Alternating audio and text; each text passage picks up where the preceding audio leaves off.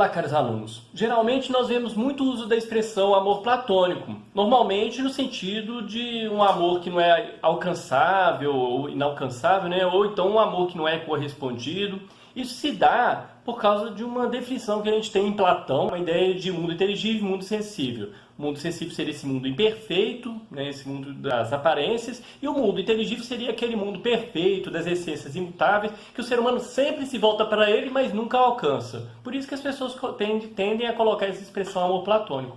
Inclusive, há um livro no qual ele vai fazer uma abordagem em forma de diálogos, que em tese teria ocorrido na casa de Ágaton, que era um poeta trágico, que havia ganhado um concurso de poesias e estava reunindo alguns amigos para comemorar.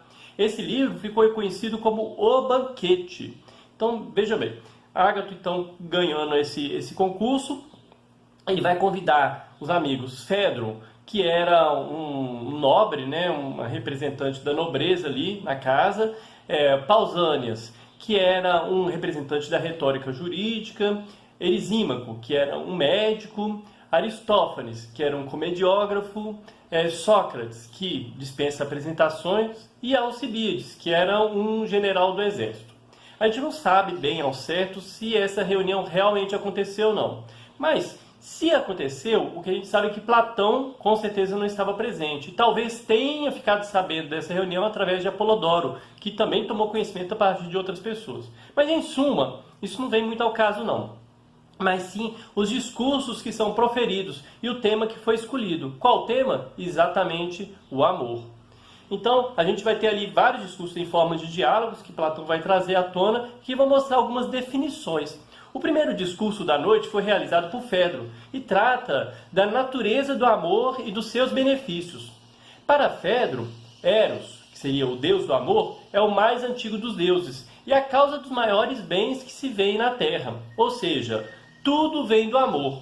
Então, para Fedro, seria essa definição do amor, é a origem de todas as coisas. O amor é um sentimento que desperta o que há de melhor no ser humano, as suas virtudes. Então, nesse sentido, o amor ele sempre tem um aspecto positivo. Mas Pausânias, ele vai afirmar que a fala de Fedro foi simplesmente um elogio ao amor, mas não uma definição do amor, né? Como ele é em todas as suas instâncias. E tenta, através do seu discurso, corrigir isso.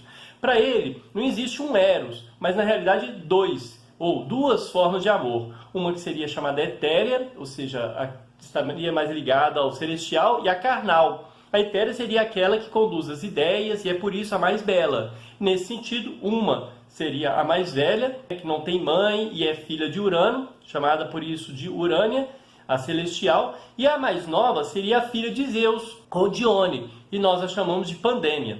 Seria popular ou vulgar. Então, através da figura celeste, o amor do Eros seria o mais nobre, seria o que constrói, o que é puro, o que está ligado à amizade, que seria desinteressado, que ama não tanto o carnal e o corpóreo, mas que ama o que é celestial. Nesse sentido é mais superior. Já o amor vulgar é o contrário, ou seja, sempre interesseiro, pensa só no próprio prazer, corpóreo, está ligado aos homens comuns. A terceira fala é a do médico, Erixímaco, que, devido à sua profissão, ele defende o amor saudável, com equilíbrio, moderação. Ele afirma estar de acordo com as ideias de Pausânias sobre a ideia de dualidade do amor. Mas ele acha que ele arrematou de uma forma imperfeita, né, essa ideia. Ele vai propor que a arte do amor é a arte do equilíbrio e da manutenção saudável das forças do bem e do mal. Então, na verdade, apesar de você ter duas formas de amor, você teria que ter um equilíbrio entre essas formas de amor.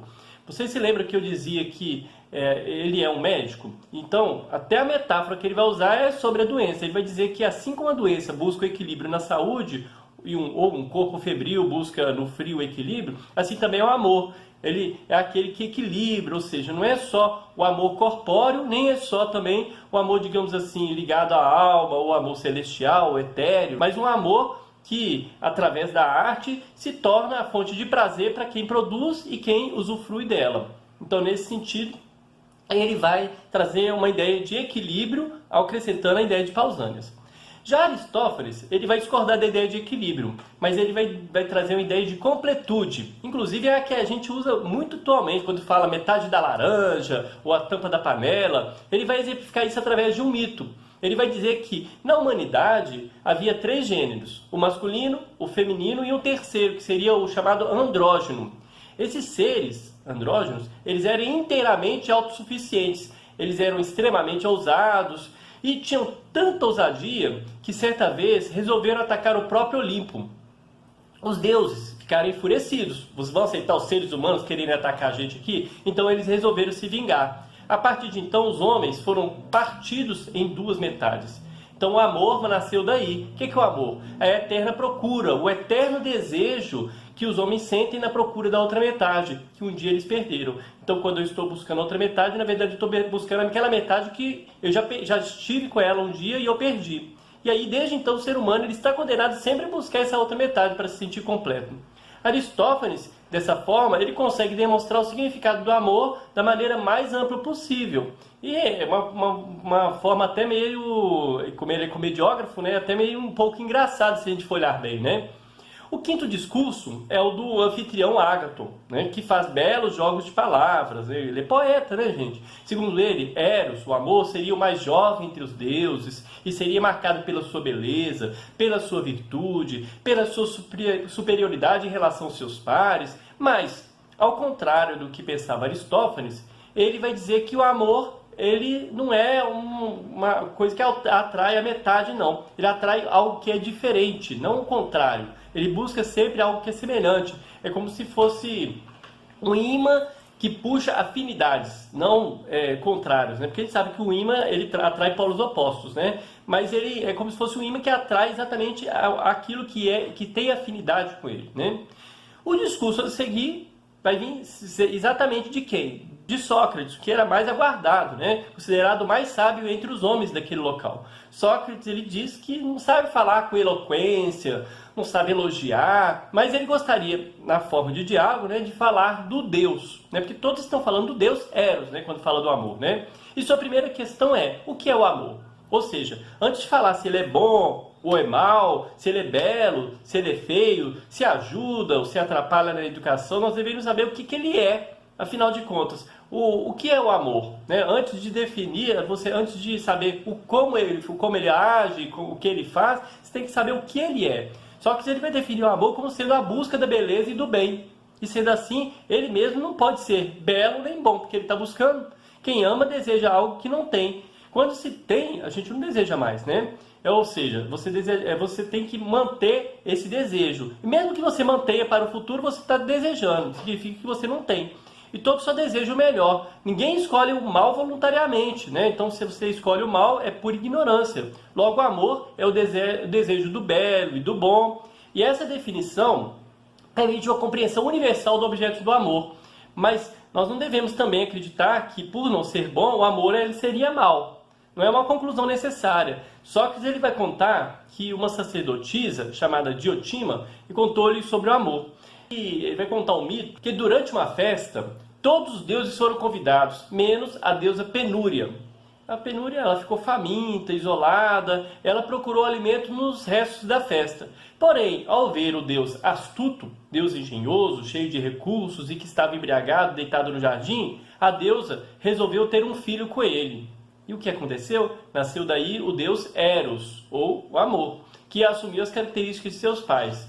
Então, quais são as características de seus pais? Olha, como sua mãe, ele é pobre, ele é carente, ele é faminto, ele é desejante, mas como seu pai, ele é nobre, cheio de recursos para alcançar o que lhe aprouver, saciando suas necessidades. Então, o amor é a junção dessas duas características. Em um nível cósmico, né, a função do Deus é ligar os homens a Zeus, sendo um intermediário entre eles. Aos deuses, o amor leva as súplicas dos homens, seus anseios, suas dúvidas, suas necessidades, através das preces e das orações.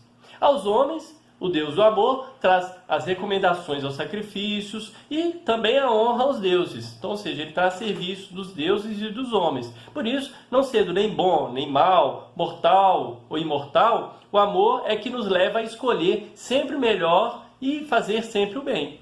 ele morre como um desejo que se acaba, mas logo nos inflama novamente. Ou seja, ele vai se renascendo ali o tempo inteiro, renascendo na alma dos homens. Mas o que é o belo e o bem que o amor busca? Para Platão, no nível mais imediato, o amor ele se refere à nossa sensibilidade, nossos apetites. Nesse sentido, o desejo por um corpo belo seria então a tentativa da matéria de se eternizar. Então é como quando você busca o corpo, na verdade você não está buscando o corpo, você está buscando algo que é eterno no corpo.